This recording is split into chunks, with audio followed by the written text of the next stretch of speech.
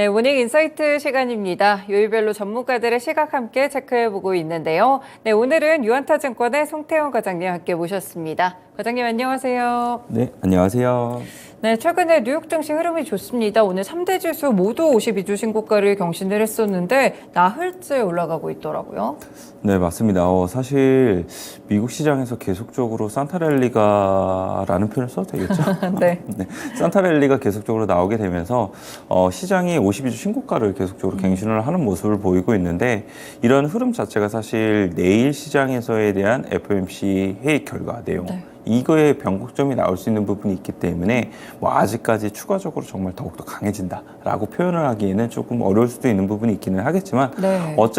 어쨌거나 지금 CPI 발표란 이런 내용이 나왔음에도 불구하고 별다른 추세의 흐름은 계속적으로 이어지고 있다는 점 이런 점 생각을 해봤을 때 계속적인 강세에 대한 부분을 기대해 볼 수 있는 부분이 많지 않나라고 생각을 해볼 수 있는 것 같고 네. 그 안에서도 움직임을 보게 되면 나스닥에서에 대한 이런 강세가 많은 부분 펼쳐지다가 그것이 다시 한 번 더 이제 다우 쪽으로 가게 되고 그리고 그게 러셀 지수 쪽으로 가게 되고 그것이 다시 한 번 더 나스닥 쪽에 대한 바통을 넘겨주게 되는 이런 흐름이 나오게 되면은 지수는 생각보다 더욱더 재밌어지지 않을까 이렇게 생각을 하고 있습니다.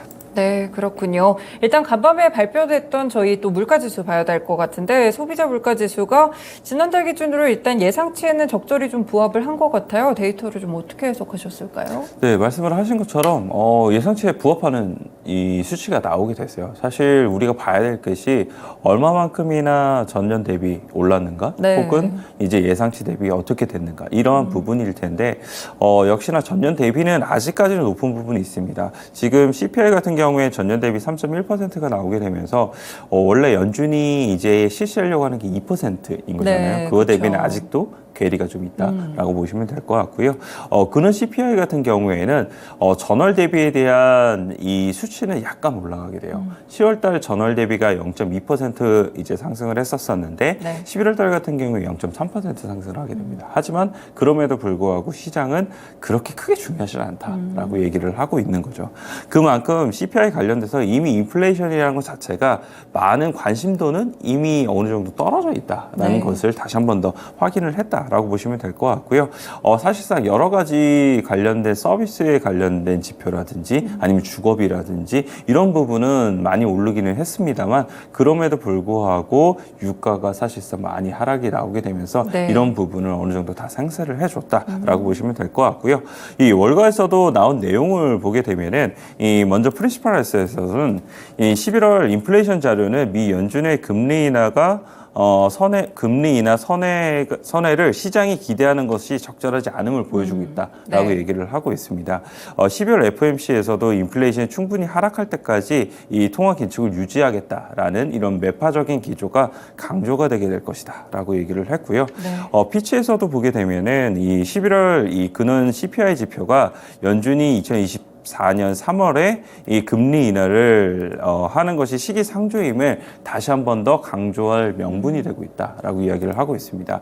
아까 말씀드린 것처럼 근원 CPI가 살짝 올라가게 됐잖아요. 그럼에도 불구하고 3월 달에 빠른 조기 금리 인하가 실시가 된다는 건 많이 어렵지 않나라고 얘기를 하는 거였고요. 네. 이 근원 서비스 인플레이션에 가속화는 연준이 보고 싶어하는 지속적인 하락 경로에 아직 도달하지 못했음을 보여준다라고 이야기를 하고 있습니다.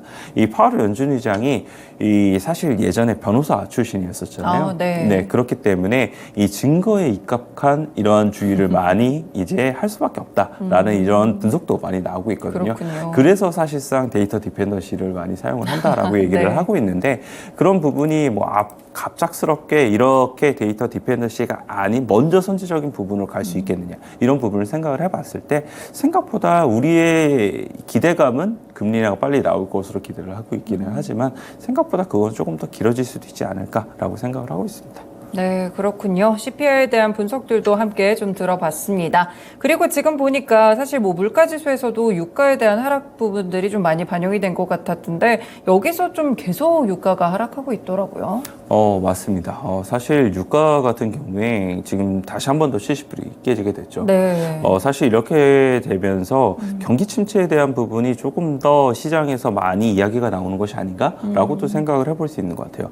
그만큼 수요에 대한 부분 자체가 좋지 나오지 못하기 때문이다라고 생각을 해볼 수가 있게 될 텐데 네. 오늘 사실 미국의 에너지정보청에서 나온 이런 연간 전망을 보게 된다 하더라도 브렌트유도 그리고 WTI도 모두 다 10% 넘게 이런 연간 전망의 가격이 내려오는 모습을 보였습니다. 네. 그만큼 2024년도 관련돼서 경기에 대한 자신감이 조금 더 많이 떨어졌기 때문이지 않나라고 생각을 해볼 수 있는 것 같고요. 사실상 2023년도에도 이 유가가 상승이 나올 때를 보게 되면은 수요적인 측면보다는 공급적인 측면에 있어서 조절을 하게 되면서 이런 부분에 가격의 인상이 나온다거나 하여간 지정학적 리스크에 따라서 이 가격의 인상이 나오는 경우가 상당히 많았었거든요. 그런 부분이 어느 정도 다시 한번 발생하기 전까지는 유가가 생각보다는 지지부진하게 뭐 60%에서 70% 사이로 계속 움직일 수 있지 않을까라고 생각을 해볼 수 있는 것 같고요. 네. AJ 벨에서는 이 12월 FMC에서 아닙니다. 제가 헷갈렸습니다. 네.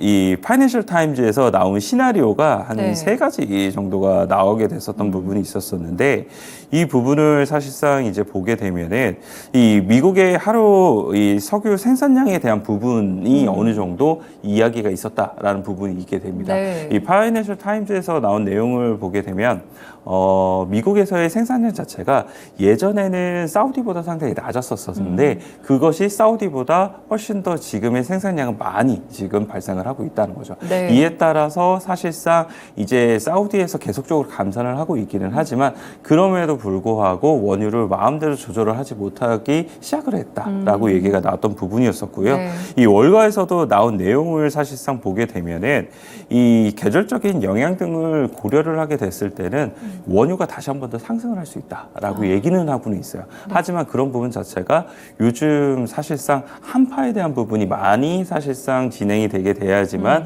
원유에 대한 수요가 많은 부분 다시 늘어날 수가 있게 될 텐데 생각보다 또 많이 따뜻하잖아요. 맞아요. 그런 부분을 생각을 해봤을 때 과연 이런 예측이 맞을 수도 있겠는가? 이런 부분도 한번 생각을 해볼 수가 있는 것 같고요. 네. 여기서 나왔던 내용 중에 또 하나는 극심한 한파가 나오게 되면은 러시아 측에서에 대한 이 원유 공급이 사실상 이런 이 해상 쪽에 대한 부분이 막히게 되면서 더욱더 어려워진다. 이런 내용이었었거든요. 그래서 과연 이것이 얼마만큼이나 이루어질 수 있겠는가? 이런 부분을 생각을 해봤을 때도 일단은 원유 관련돼서 스트롱을 보는 거는 조금은 무리가 있다라고 생각을 해볼 수 있는 것 같습니다. 그래서 관련된 종목이었던 엑슨모빌이라든지 아니면 쉐브론이라든지 이런 종목들 같은 경우에도 1% 남짓하게 이제 하락이 나오는 모습을 보였었고요. 반대로 이제 이 원유의 가격이 하락을 하게 되면 수혜를 볼 수 있는 이러한 이제 네. 섹터군도 있게 될 텐데 뭐 대표적으로는 항공 관련된 종목들이 이러한 흐름이 나오지 않았나라고 생각을 하고 있습니다. 아메리칸 항공 같은 경우에도 보게 되면 한 2% 정도의 상승세가 나오게 됐고요.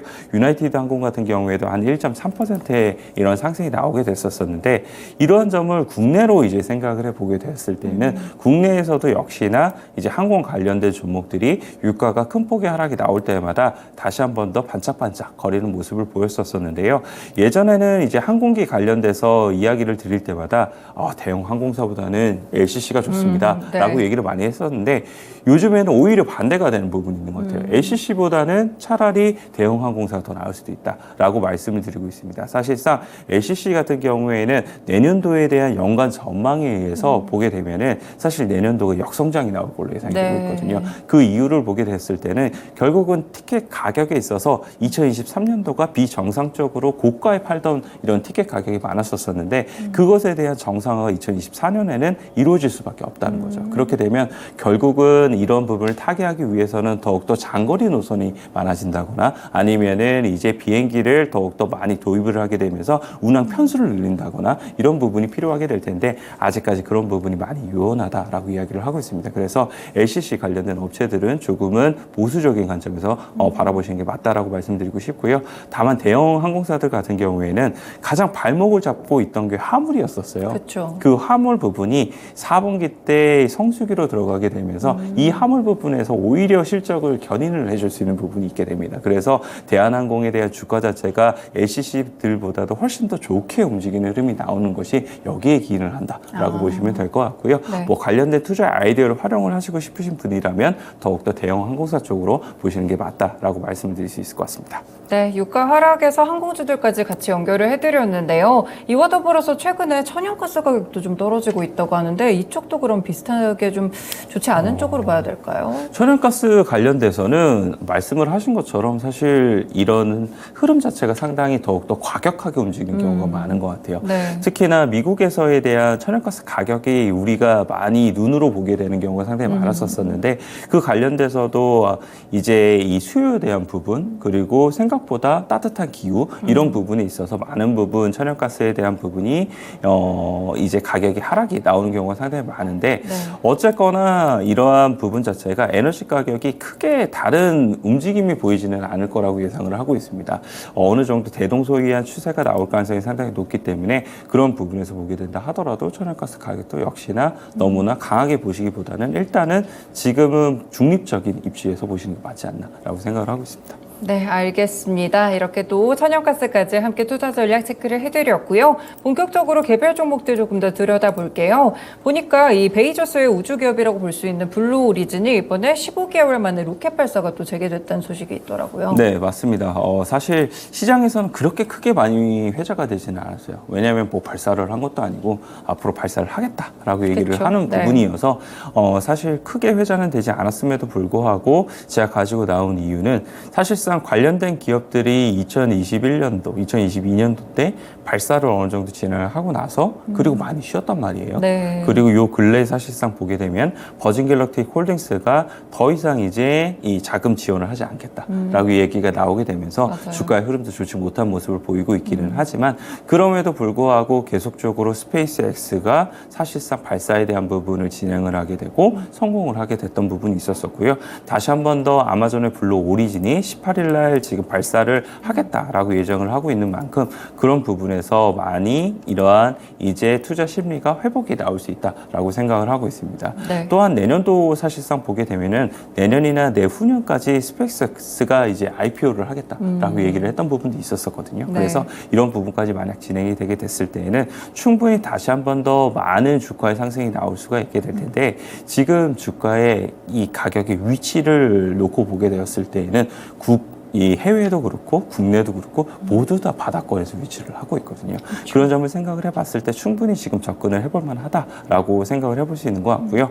국내에 있어서 모멘텀을 생각을 해보게 되면은 결국은 우주청이 언제 이제 확실하게 이 도입이 되고 거기서에 대한 더욱더 정책적인 모멘텀이 나오게 될 것인가. 네. 이것이 사실상 단기적으로는 더욱더 국내에 있는 업체들에게는 더 중요한 요소이다라고 보시면 될 것 같고요.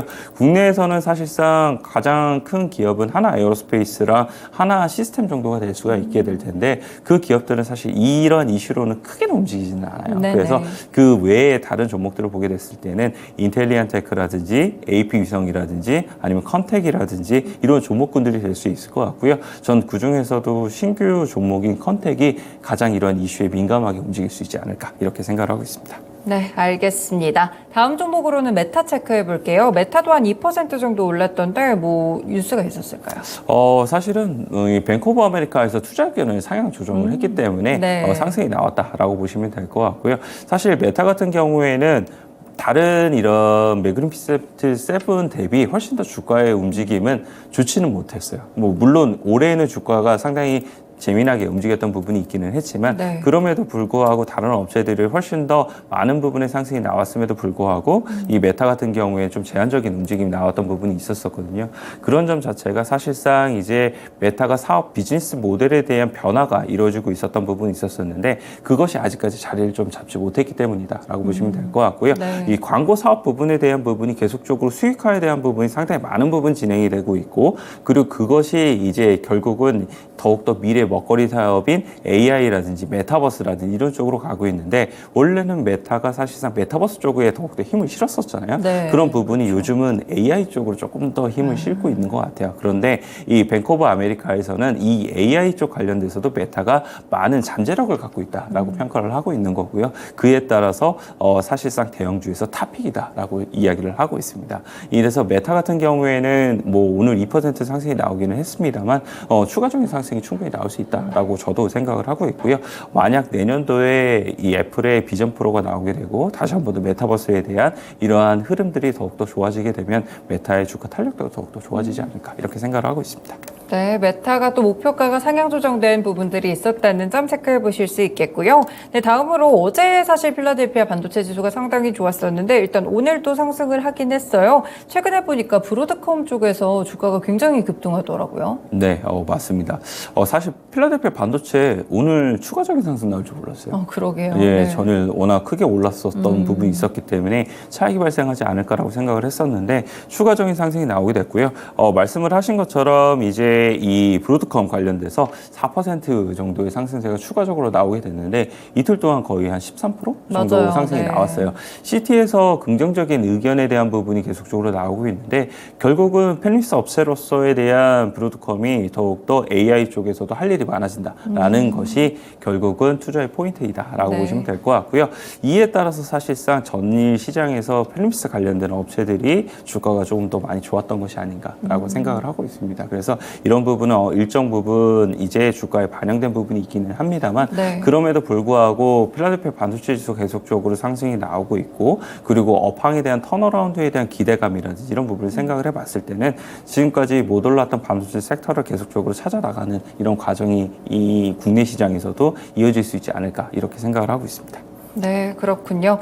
네, 그리고 어플라이드 머티리얼즈도 같이 올랐더라고요. 네, 어플라이드 머티리얼즈도 한 1% 정도 오르게 됐는데 이 TD코인에서 투자 의견 관련돼서 긍정적인 의견을 발표를 하게 되면서 올랐다라고 보시면 될 것 같습니다. 사실 어플라이드 머티리얼즈 같은 경우에는 반도체 관련돼서 가장 큰 장비사다라고 좀 보시면 될 것 같은데 이러한 장비사들 같은 경우에는 결국은 메모리 업황의 턴어라운드가 나오고 그에 따라서 캐파 증설이 돼야지만 사실상 더욱더 장비사가 돈을 벌 먹거리가 많아지게 되는 걸 텐데 그쵸. 이런 부분이 메모리에 대한 업황이 이제 슬슬 턴어라운드가 되고 있다라는 부분에 초점이 맞춰지기 시작을 했다라고 보시면 될 것 같고요.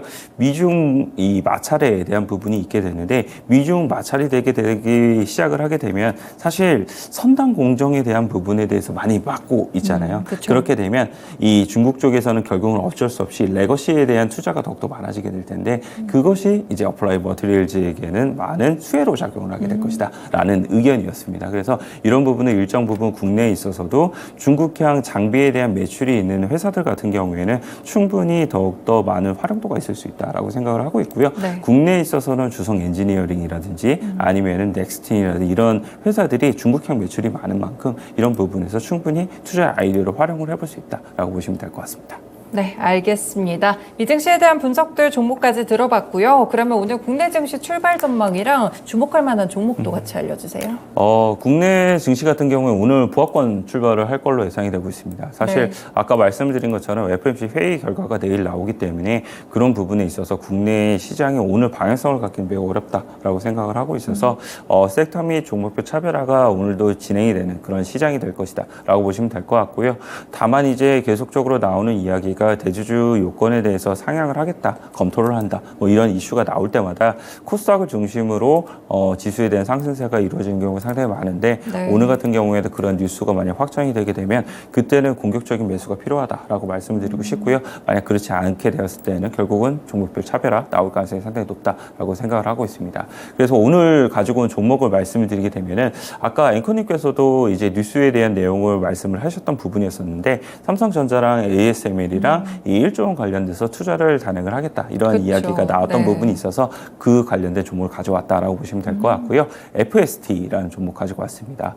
사실 얼마 전에 보게 되면은 이 FST가 삼성전자가 국내에 있어서 EUV 펠리클 관련돼서 국내 업체를 사용을 안 하겠다라는 이런 이제 발표가 나오게 되면서 주가의 변동성이 상당히 커졌던 맞아요. 부분이 있었습니다.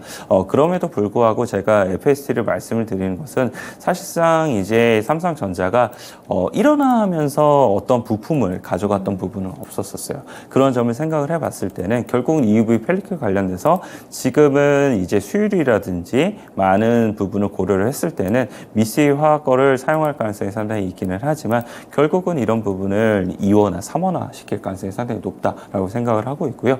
FST가 그 이전에도 11월 달에 공시에 대한 내용을 보게 되면은 네. 사실상 이제 이 펠리클 관련돼서 공장 증설에 대한 내용이 나오게 되거든요. 있거든요. 물론 그것 자체가 사실상 EU 비용이 아닐 가능성이 상당히 더욱더 높기는 하지만 그것 자체가 삼성전자와의 이 어느 정도 협의가 있기 전까지는 일어날 가능성이 상당히 적었었기 때문에 그런 부분이 있어서 삼성전자와의 이 관계는 더욱더 돈독할 수밖에 없다라고 생각을 하고 있고요. 네. EV 관련된 펠리클에 대한 부분에 만약에 공급에 대한 이슈가 다시 한 번 더 더욱더 많이 나오게 되었을 때에는 FST의 주가는 지금은 너무나 저렴하다라고 생각을 하고 있습니다. 그래서 네. 이러한 이슈로 오늘 많이 상승이 나올 수도 있고 아니면 생각보다는 지지부진할 수도 있는 부분이 있기는 하겠지만 어쨌거나 이런 이슈를 제외한다 하더라도 계속적으로 관심 있게 봐야 되는 종목이다라고 말씀을 드리도록 하겠습니다. 네, 국내 증시 보합권으로 출발 예상되는 가운데 관심 종목으로는 FST가 함께 제시가 됐습니다. 오늘 말씀 여기까지 듣겠습니다. 말씀 고맙습니다. 네, 감사합니다. 네, 이렇게 모닝 인사이트 시간 유한타증권의 송태영 과장의 의견을 함께 들어봤습니다. 네, 이제 FOMC를 앞두고 있는 상황에서 국내 증시 오늘의 투자 전략이 상당히 중요할 것 같습니다. 일단 미증시에서는 긍정적인 재료들을 잘 흡수하고 있는 가운데 개별 종목별로는 어떤 흐름들을 보일지 함께 체크해 보시면 좋을 것 같습니다. 지금까지 다양한 투자 판단에 다양한 도움이 되는 말씀들 함께 전해드렸는데요. 특정 종목의 상승 하락을 보장하지는 않습니다. 모닝쇼 마치겠습니다. 오늘 하루도 성공 투자하시길 바라겠습니다. 고맙습니다.